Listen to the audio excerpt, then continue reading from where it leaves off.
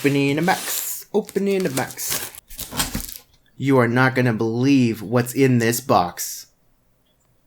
It's packing peanuts. I have to clean that.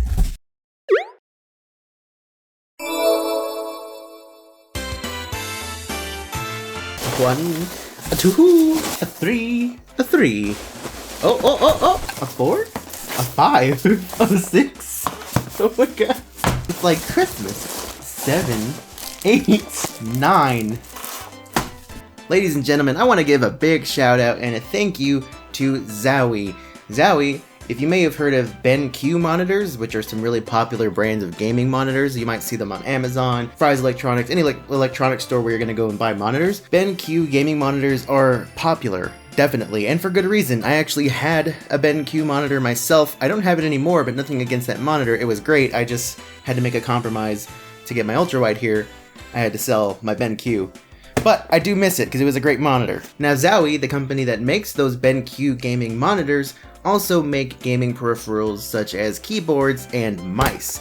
I've actually never used any of their mice, but I have heard good things, and they like some of my other videos, so they were like, hey, we're gonna send you some mice to test out. I've got 1, 2, 3, 4, 5, 6, and then 3 more back here. 9 different mice. So what I'm going to be doing is over the next couple of weeks, I'm going to be spending a couple days with each of these mice, getting a feel for the comfort and how they perform, and you know, just going through some pros and cons of each, which ones I would recommend, which ones maybe I wouldn't, just to give you an overall feel for each of these mice. This is going to be quite a task for old Portly to take on, but I'm willing to do it. Now, one of the reasons that there are so many different mice is because when it comes to gaming mice, Zowie's philosophy to this is that they want you to be comfortable when using it. Because if you're going to be gaming and you're a hardcore gamer who wants to use a gaming mouse, odds are you're going to be playing for a long time, and after a while, if you don't have just the right mouse, or you know, you're gonna fatigue, you're gonna get that gamer claw, which I know I've had before. And I've used plenty of different gaming mice. I've used Steel Series, I've used a couple different Razer mice. Now for the past few months, I've been using this wireless Logitech G403, which I've been loving, absolutely. It's super comfortable, yet I feel like there could be, you know, more to the comfort level. So let's see how Zowie compares after I've tested these things out for a couple weeks. And I'll let you know what I've been thinking about them. How's that sound?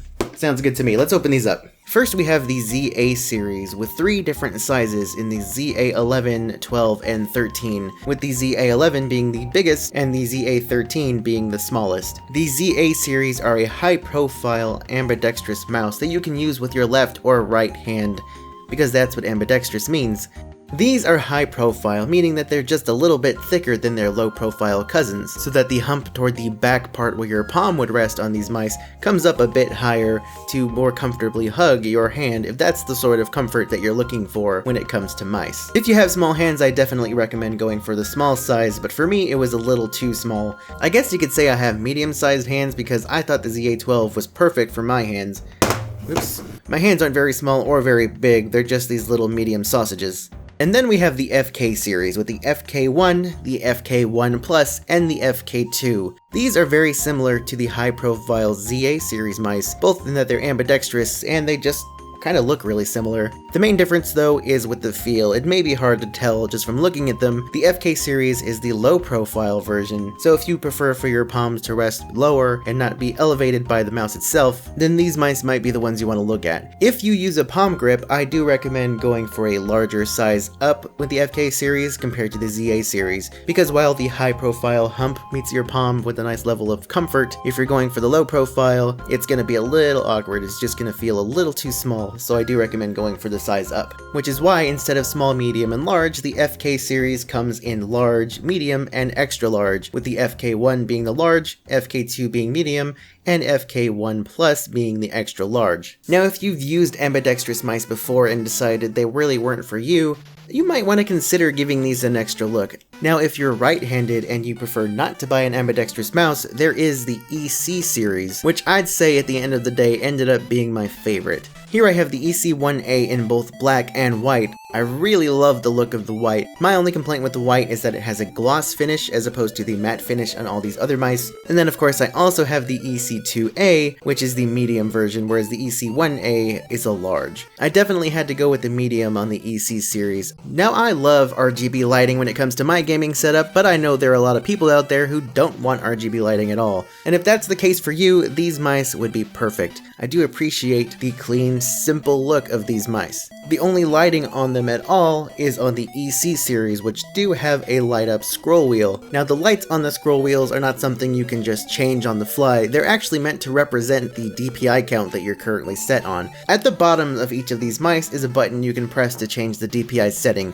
from 400 to 800, 1600, and 3200. In a world of things like Razer Synapse and other softwares out there that are supposed to support your keyboards and mice and have all these functions that end up kind of sometimes failing or just not being good, it's nice to have something so simple that you can just plug and play, set the DPI to how you want, you're just ready to go out of the box. So really what separates these mice from each other is the shape and size. Internally on each of these you're going to have the same DPI settings, the same optical sensor, and the same plug and play performance. Well, here we are. It's been about 3 weeks now since I have opened each of these mice.